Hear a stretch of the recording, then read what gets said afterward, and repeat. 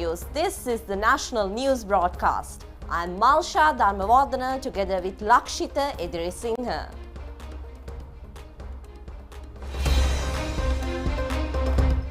Nayakathera of the Attamastaniya leaves the nation. Chancellor of the Ruhuna University says President Ranil Wickremesinghe is an example to the whole world.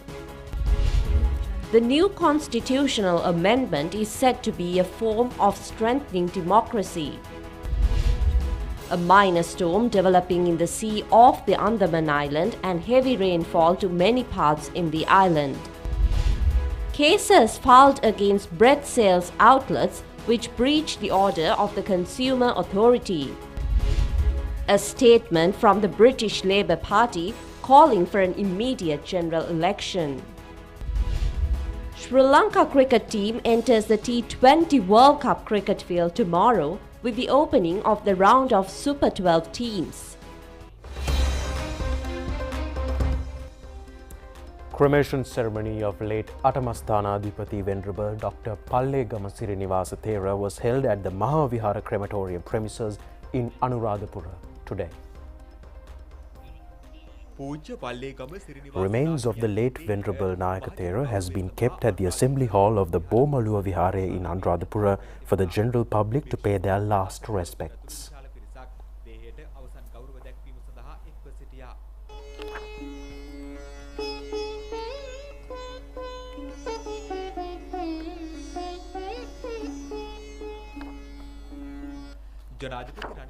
President Ranil Wickremesinghe was among the large number of bhikkhus and devotees who have extended their final tribute to the late Nayaka Thera.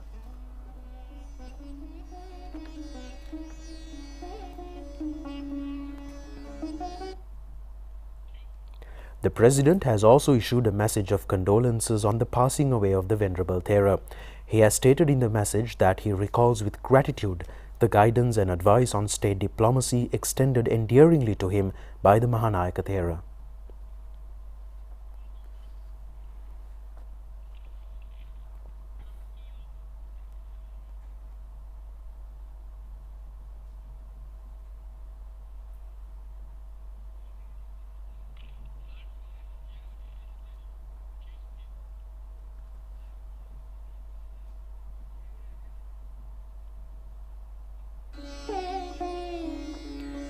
Group of ministers and MPs including Prime Minister Dinesh Gunawardena as well as other political representatives also paid their final respects to the late Mahanayaka Thera.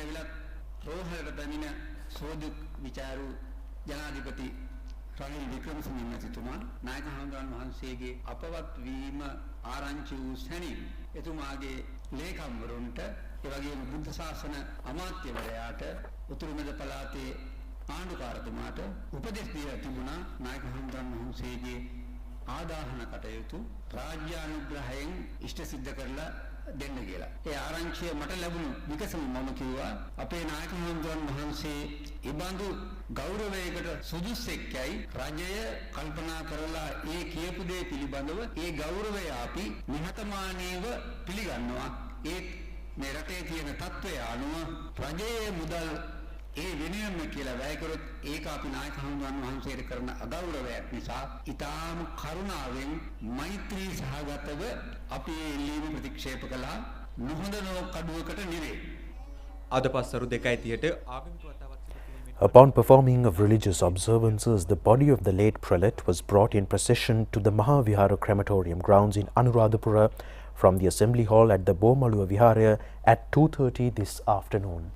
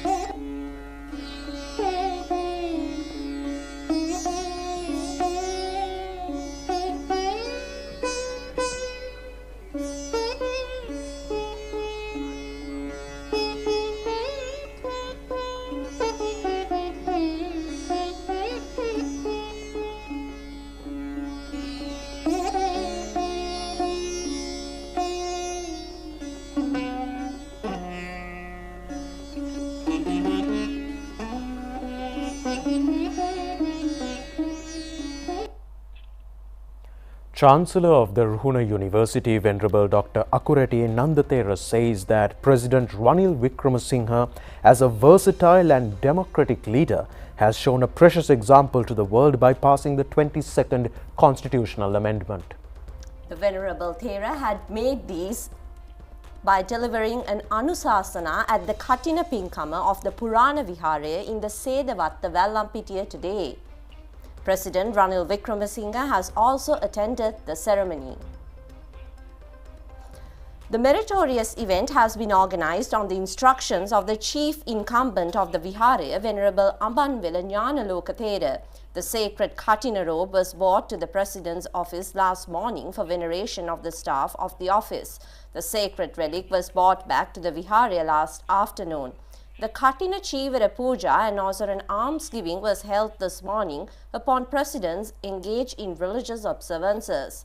A large group headed by the Mahasangha, including MPs and ministers, have participated in the Pinkama. Lawmakers say passing of the 22nd constitutional amendment yesterday is a measure towards strengthening democracy. They further point out that a clarification from the Supreme Court is necessary on certain factors, including the duration of enforcement of the dual citizenship and other issues. Attorney at Law Pratibha Mahanamaheva said that ambiguity has arisen over the state of dual citizens holding a parliamentary post following the passing of the 22nd constitutional amendment. The Attorney at Law says that accordingly, if any member who is being appointed through the national list is unable to function as a dual citizen, those who are elected through proportionate representation scheme are also not entitled to hold dual citizenship. Attorney Pratibha Mahanamaheva has questioned as to the fate of those who have been elected to Parliament through these means. He added that they could challenge that they have been given a mandate to function as MPs for 5 years and that they could not be forcefully expelled. The National Movement for a Justifiable Society says that the passing of the 22nd Amendment is an exceptional victory of all those who value the democracy. The movement, issuing a communique, extend their gratitude to all parliamentarians, civil and political forces who have apprehended in this regard. The media release of the National Movement adds, however, it does not believe that the 22nd Amendment is the final and decisive measure taken to establish the honor of the general public by safeguarding democracy in the country. The release further said yesterday's Parliament verdict is the most important interim constitutional revision document until the adoption of a new constitution. The communique also reiterates that the National Movement for Justifiable Society will continuously appear for a new constitution which respects all citizens and guarantees the well-being of the country. The President has participated as the main invited speaker at a youth dialogue held online under the theme Youth Contribution in State Administration today. The dialogue has been organized by a youth group called Youth 2048.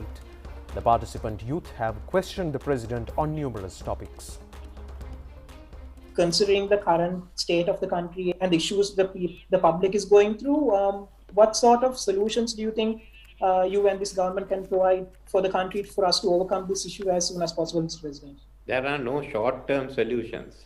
Yes. But firstly, in regard to inflation, the central bank has informed me that inflation has reached its peak and they expect by end of the year for inflation to reduce. That will have its own consequences and adjustments that can be made as a result of the inflation being reduced. But that alone is not sufficient. We have to restructure our debt. Our major focus now is on restructuring debt and talk with Japan, China and India. So once you talk with these countries too, once you finish with them, you speak to the other creditors and go before the IMF board. So that's the second one. If that is done, immediately there will be bridging finance available from the multilaterals, followed by bilateral financial assistance. Thirdly is the fact that we have no foreign reserves. So the sale of assets, state enterprise assets means that we'll be able to have about $3 billion in our reserves, which will strengthen the rupee further. So these are the measures that we are looking at, and the issue that we expect is that by December, the fuel prices will go up due to the present energy crisis in Europe during winter. So we've got to face that. That's one issue that we have.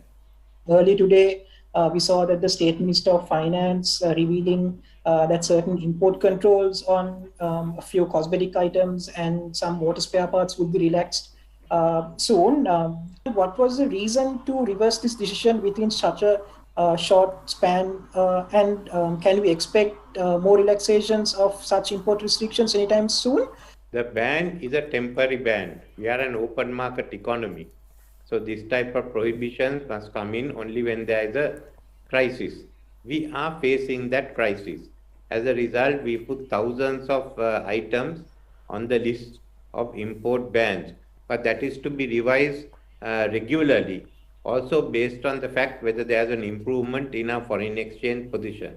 In the first round, these are some of the items that have been identified. But in future, as the foreign exchange situation improves, there will be further relaxation on the import ban. According to UNICEF, like Sri Lanka ranks number 2, like in the second highest rate of acute malnutrition among children under 5 in South Asia, and would like to know like your opinion on this. Firstly, the food security scheme to ensure that food is available to everyone, and that we back up the systems where people don't have money. So that's the first issue. Secondly, stabilizing the economy and ensuring that people have sufficient income to live.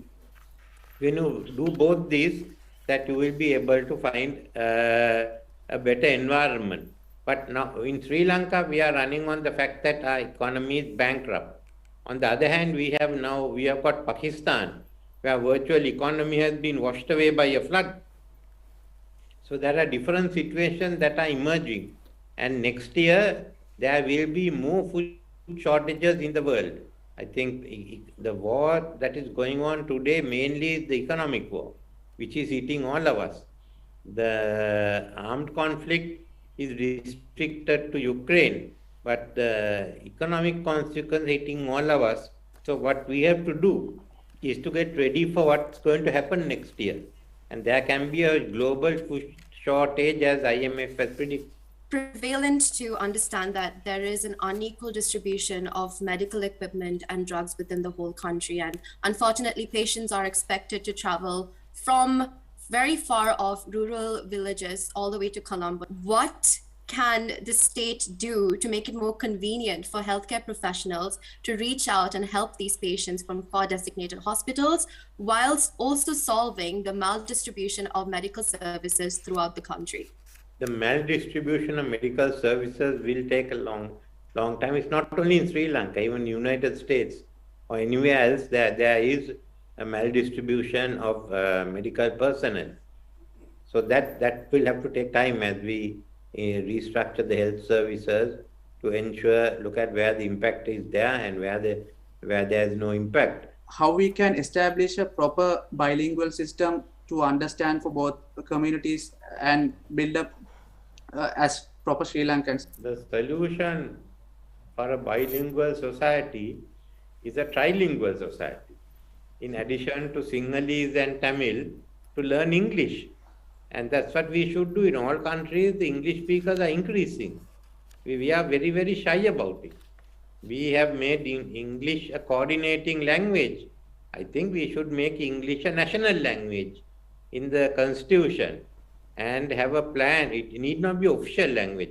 Sinhala and Tamil can be official languages, and English is only a national language, which Tamil was originally. Sinhala was the official language and Tamil was the national language. Then we must have a 10-year program for the teaching of English to improve that. What is your message onto today's younger generation? So any specific action plan to get their contribution to the development of the country? Why should I get their contribution to the development of the country? Why are they waiting to be invited? We were never invited. We grabbed the opportunities that came. As the inheritors of the future, they shouldn't wait for invitations. I think they should come in and grab the opportunities and go ahead. Whether you are going to do business, whether you are going to do politics, or in the social sector, don't wait for others to call you. They may never call you, and the opportunity may pass by. Go in and take it up. In other stories, the Department of Meteorology says signs have emerged that the low-pressure condition in the sea of the northern Andaman Island developing into a minor storm. It further says that, however, Sri Lanka will not be affected by this situation. The Met Department adds that, however, somewhat increase in windy conditions in the coastal belt from Galle to Pothuil through Mathura and Hambantota could be expected from the 25th of this month. The meteorology also forecast on continuation of rainy weather conditions in the island. Accordingly, certain areas in northwestern parts of the country could anticipate heavy showers of around 100 millimeters. Showers or thunder showers may also occur in the evenings or at night in the eastern and Uva provinces as well as in the Hambantota district. The Met Department informs the general public to take precautionary measures to minimize accidents from temporary strong winds and lightning. Weather scientist Malit Fernando says that the developing storm appears to be traveling in the northern direction with more aligned to the northwestern part of the island. He said that the Regional Cyclone Center have forecast of a minor storm condition in the sea off the coast of Bangladesh. The meteorology scientists request craft sailing in the central and eastern as well as the northeastern regions of the Bay of Bengal to immediately reach the shore. The minor hurricane situation is expected by the 25th and an increase in the rainy weather situation is expected to prevail on the 23rd, 24th and 25th of this month.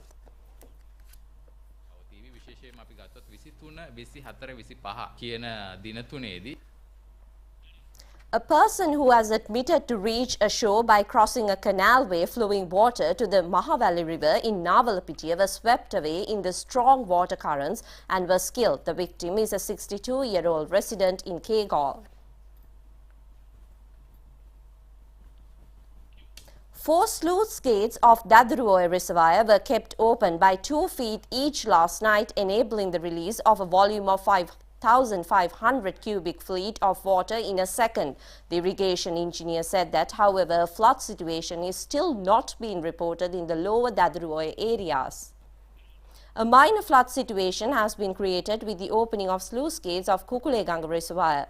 As a result, several locations in Bulat Sinhala, Molkava Main Road and have been inundated. The Kukuleganga Reservoir released a water capacity of 96 cubic meters in a second. A request has been made from the residents in nearby area to remain vigilant. Roadway near the public playground in Batdegama town in Galle has come underwater due to heavy rainfall.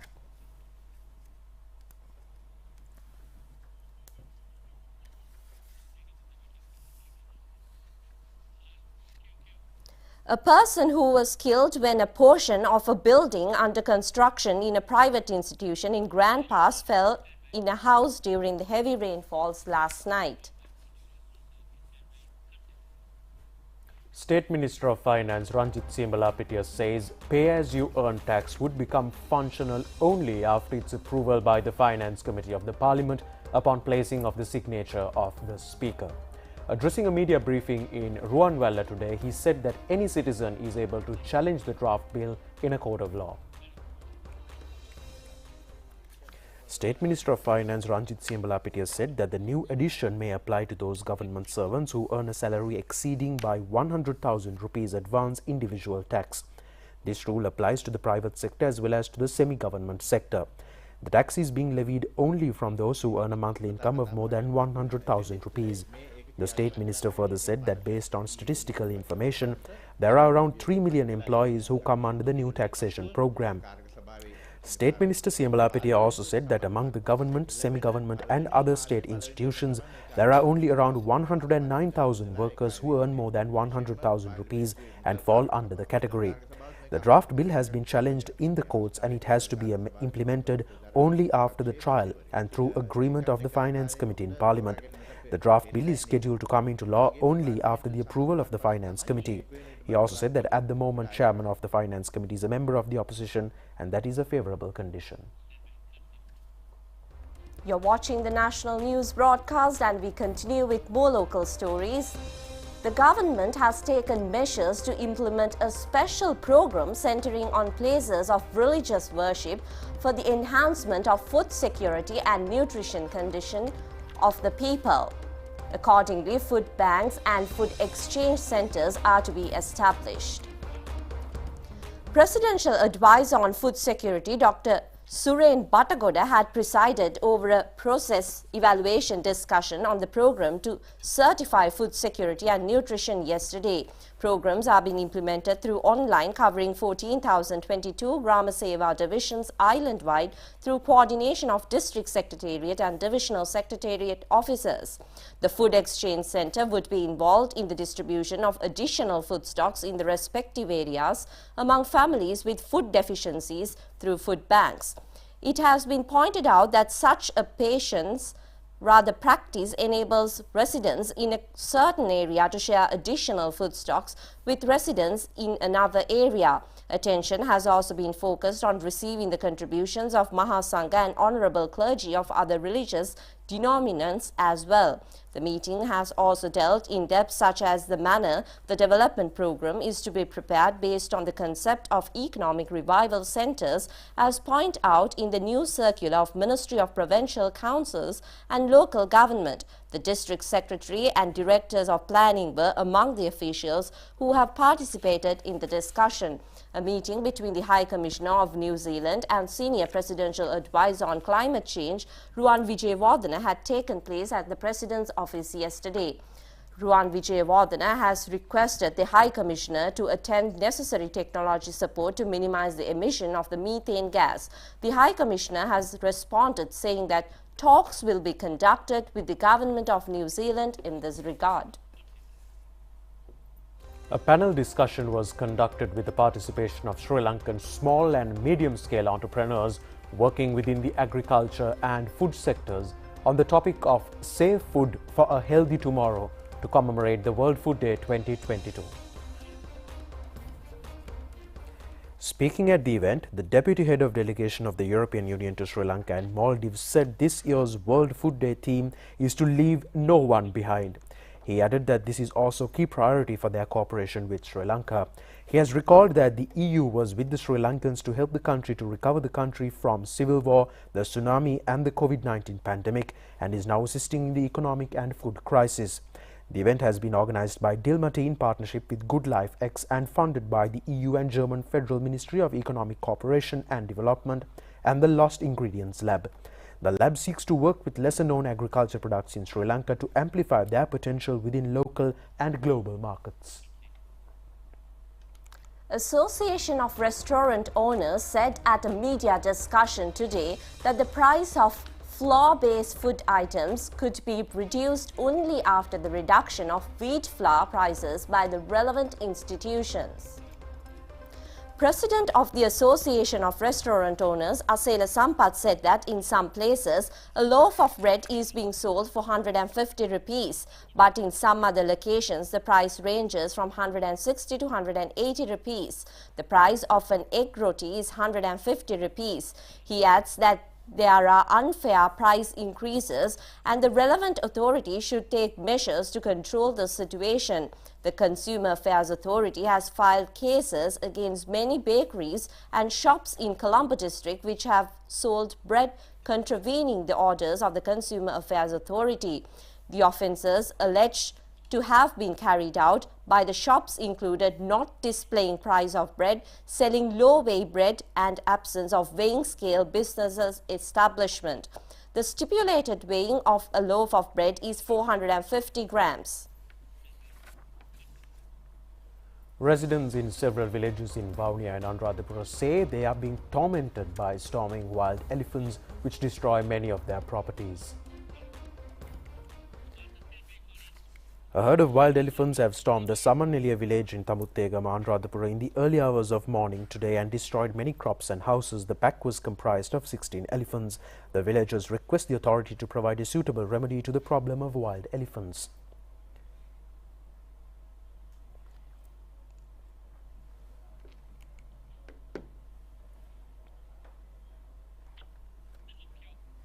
Wild elephants have also stormed a village in Kudakachakodia in Vaunia and destroyed many home gardens. Stay tuned with us. News from overseas coming your way after this short break.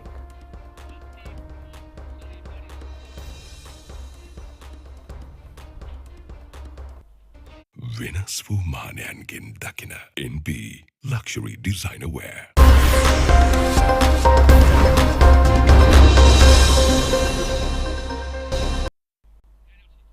Welcome back. Taking a look at your international story, Labour leader Sir Keir Starmer had called for an immediate general election following the resignation of Prime Minister. Sir Keir said, "Country cannot have another experiment at the top of the Tory party."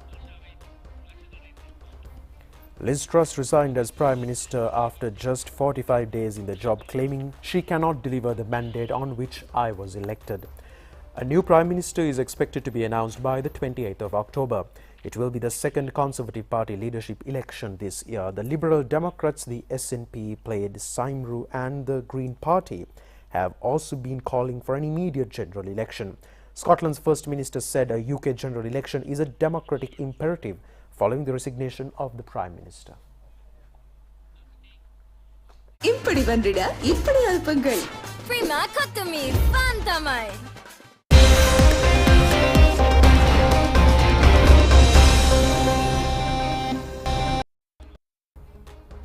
Taking a look at your sports news, and it's some exciting news from the world of cricket. The first match Sri Lanka participated in the Super 20 round of the T20 World Cup tournament will be against Ireland tomorrow. The match is scheduled to commence at the Belridge Oval, Hobart at 9:30 am Sri Lankan time. Sri Lanka team has won 2 out of the 3 matches it competed under the A group in the first round. Sri Lanka lost to Namibia in a first round match but later on secured victories against the United Arab Emirates and the Netherlands. The Irish team lost to Zimbabwe in a first round match but registered victories against Scotland and the West Indies teams. Ireland is entering the Super 12 round as runners-up in the B group. So far, Sri Lanka has played against Ireland in 2 World Cup T20 fixtures in 2009 and 2021 and has emerged victorious in both encounters. In the history of the T20 World Cup, Sri Lanka has competed in 8 tournaments and became champions in 2014, while they were the runners-up in the years 2009 and 2012. The Irish team has also faced 7 T20 Cup tournaments, and their greatest achievement has been the entering into the Super 8 group in the tournament in the year 2009. The Irish team will be led by Andy Balbirnie in tomorrow's match. Meanwhile, Sri Lanka Cricket in a media release says that the injured Pathum Nissanka and Pramod Madushan are recovering, but their participation in tomorrow's match is still not certain.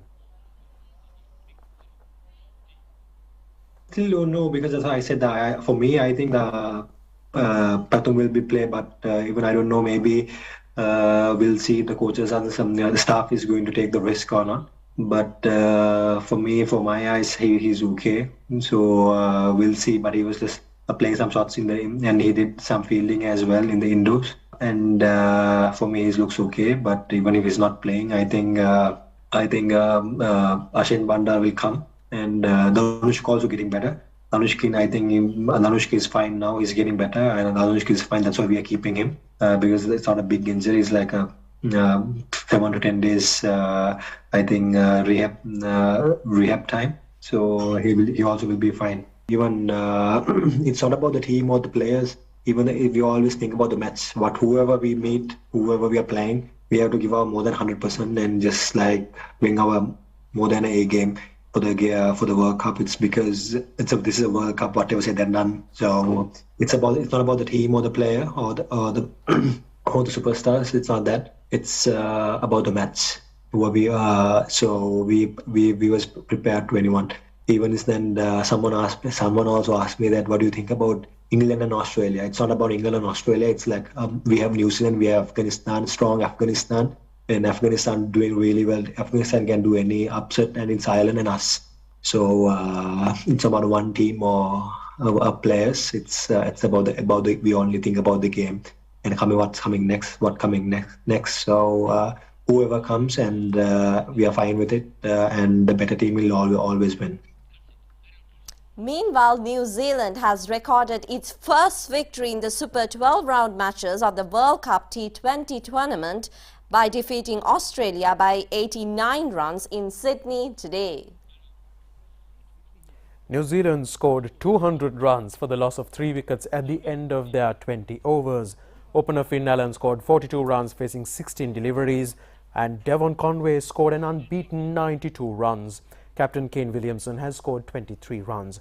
Australian bowler Josh Hazlewood took 2 wickets. Australia, chasing a victory target of 201 runs, were all out for 111 runs within 17 overs and 1 delivery.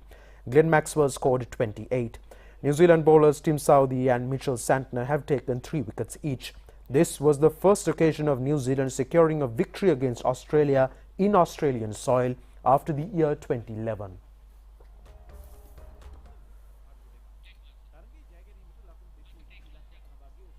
இப்படி வந்திட இப்படி அல்பங்கள் Prima Katumi Fantamai. With that, we conclude tonight's news on Rupavahini News. Do join us again at the very same time tomorrow. Good night. Good night.